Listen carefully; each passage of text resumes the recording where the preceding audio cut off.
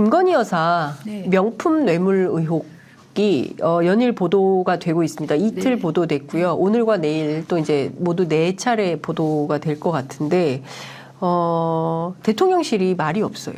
아무런 언급이 없습니다. 이거 어떻게 보십니까? 처음에 언급이 없는 건 대개 정치권은 이게 네. 우리가 말하면 키워질까 봐. 아, 예를 들면 이거를 조선일보에서 했다. 그러면 막 언급을 하고 막 하겠죠. 근데 그 용산에서 판단하기에 이거는 유튜브 언론이니까 네. 우리가 얘기하면 주류 언론들이 다 받았어서 이게 그냥 확대될까 커질까 봐. 봐. 예. 그래서 조심하는 거. 여기 하나 있고 이제 관리의 측면이고요. 네. 다른 하나는 할 말이 없을 때 그럴 텐데 네.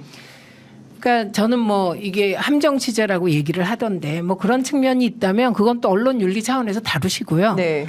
저는 두 가지 놀랐어요. 첫째. 뭘 놀랐냐면 예. 카톡으로 명품을 찍어서 보내니까 일정이 잡혔다. 맞아요. 이게 사실이라면 나 얼굴을 못 들겠어.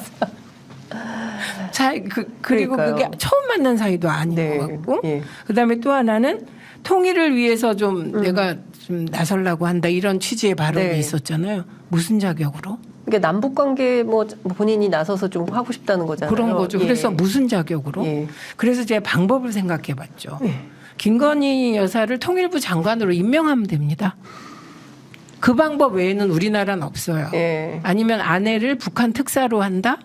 그것도 공식 지위를 주는 거잖아요. 네. 그거 없이 한다면 그건 저 말은 국정농단일 수도 있는 거거든요. 국정농단이다. 아니, 왜냐하면 근데- 민간인이 예. 뭐 남북 관계를 위해서 나설 방법이 없어요. 그러니까 이분은 평생 뭐 미술 하셨고 네. 뭐 전시 기획을 네. 하셨던 어떤 뭐 그런 쪽에 미술 관련된 전문가이지 소위 얘기하는 외교안보, 통일, 뭐 남북 관계 이런 전문성이 없는 남북 미술 교류를 하실라나 봐요. 그 얘기는 없었어요. 미술계류 얘기는 없었고 그런데 그냥 어쨌든 남북 관계 통칭. 예. 요지는 이제 영부인이 네. 영부인은 그냥 영부인이고요. 네. 예. 그러니까 민간인이에요. 그래서 어떤 분이 영부인을 탄핵하자 했을 때 불가능합니다. 네. 아니 근데 또 하나는 그 금융위원 뭐 인사청탁을 그건 이제 받는 전화. 내용 근데 전화가 그거는 있었다. 물증이 없으니까 언급을 안 한 거예요. 네. 왜냐하면 들었다는 거잖아요. 네, 그렇죠. 뭐 금융위원 시켜달라고 이 말을 들었다고 목사가 얘기를 한 거잖아요. 그렇죠. 근데 기억에 의존한 거니까 팩트인지 몰라서 언급하기가 어렵고요. 근데 녹취록에 나온 것 중에 네. 그다음에 카톡은 있는 거니까. 네. 그래서 이 두 가지가 야. 그런데 또 우리한테는 300만 원 명품이 되게 큰 건데. 네. 그런데 또 명품계에선 그건 명품도 아니다 또 그러대요. 네? 더 비싸대요. 진짜 명품. 네, 하여튼 중요한 것은 100만 원이나 100만 원 이상 받으면 안 되는 안 되죠. 거잖아요. 그리고 뭐 직무 연관성이 없기 때문에 이것은 선물이다. 이런 주장을 이제 보수 우파 패널들이 얘기를 하는데 그거 할 말 없어서 그러시겠죠. 그거 뭐 논리가 없잖아요. 예. 왜냐하면 이제 함정 취재는 문제라고 우리 다 생각해요. 네. 그런데 문제는 그 함정에 빠지는데 뭐 때문에 빠졌냐? 그 카톡에 의하면 네, 명품 때문인 거잖아요. 명품 때문에 빠졌다고 볼 네, 수밖에 없잖아요. 그러니까 그런데 그거 어떻게 옹호하겠어요? 예. 근데 지금 보면 자꾸 이런 걸 왜 사오냐. 다음엔 정말 이런 거 사오지 말라면서 받거든요. 그러면서 안 만나야죠. 예. 그런데 실제로는 그런 건 아닌 상황이 되는 거니까 그렇죠. 그래서 이 문제는 이게 국회 운영위를 열어서 좀 살펴봐야 되는 측면은 없을까요? 그러니까 이게 김영란법이 그럼 민간인인데 왜 해당하냐? 대통령 부인은 해당되죠. 네. 김영란법 자체가. 그렇죠. 예. 그래서 해당이 되고 네. 이 운영위 열어야죠. 그리고 운영위를 사실 열어야 됩니다. 엑스포와 관련해서 민주당은 부산에 관한 부산 발전 방안을 확실하게 하고 이게 네. 첫째고요. 그다음에 엑스포 유치가 이렇게 예측도 실패하고 이 원인을 찾아내야죠. 네. 그래서 운영위를 이때 여는 겁니다. 네. 예. 근데 지금 여러 가지로 보면 묘한 상황이어서요. 그러니까 대통령 계속 또 나가시잖아요. 이번에는 이제 네덜란드 국왕 초청으로 국빈 방문 예정이 되어 있어요. 12월에는. 그리고 막 계속 이제 밖으로 가고 뭐 그 외교의 결과가 부산 엑스포 지금 그동안에는 상황인 거고. 그 어제 처음으로 제가 보기엔 처음으로 사과를 했는데 네, 이태원 참사 이후에 대면 사과는 처음이었어요. 처음이죠. 이태원 참사 때도 저는 사과라고 안 느껴졌어요. 근데 이번엔 대면 사과를 해서 전 처음 같아요. 네. 느낌이 왜 그러죠? 그 처음 같은데 그렇게 사과를 하면서 했던 얘기가 많은 나라를 갖고 만났다. 그게 다 엑스포 때문에 엑스포를 유치하기 위해서였잖아요. 근데 예. 지금 왜 나가세요? 그러니까요. 뭐 엑스포 유치 끝났는데 뭐 국왕 초청이어서 국빈 방문이 1961년 이후에 대한민국에 한 번도 없어서 갔다 이런 건데 사실 제가 물어봤습니다. 문재인 정부 관계자에게 그때는 왜 문재인 정부 때는 왜 안 갔냐라고 이제 물어봤더니 그 관계자 하는 얘기가 이런 거예요. 이제 탁현미 의전비서관인데 아니 뭐 일이 있어야 가는 거지 일도 없이 국가 뭐 그런 너무 많다 그런 행사는 근데 대한민국 국익과 관련되거나 꼭 가서 뭐 역할이 있을 때는 가는 거지만 그게 아니면 그걸 어떻게 다 하냐 국내에도 일일이 너무 많은데 그런 거 다 다닐 수가 없었다 이렇게 얘기를 하더라고요. 그러니까 이제 나가는 게 목적이 아니냐라는 비난이 네. 나오는데 순방 그 자체가 그렇죠. 외교의 목적 아니냐. 그러면 순방 그 자체가 목적인 건 뭐냐. 예. 대통령이 언론의 시야에서 사라질 시간을 버는 게 아니냐. 예. 이렇게 볼 수도 있죠.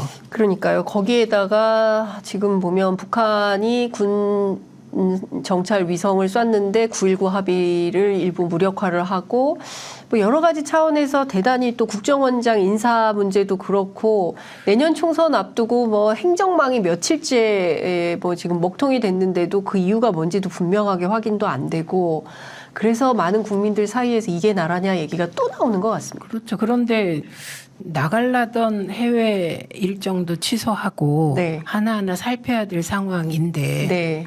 그러니까 목적이 불분명해 보이는 외유를 자꾸 나가는 거는 저는 뭐 지금 먹고 살기 힘들어 죽겠는데 외국 나가면 돈 들잖아요. 아유 예비비까지 땡겨서 578억이나 썼습니다. 뿐만 내년에 아니라 또 예산이 엑스포 관련한 예산도 거의 600억이 가깝더라고요. 네, 예. 그래서 29표니까 나눠보니까 한 표당 뭐 100, 어쨌든 100억이 넘어요. 예.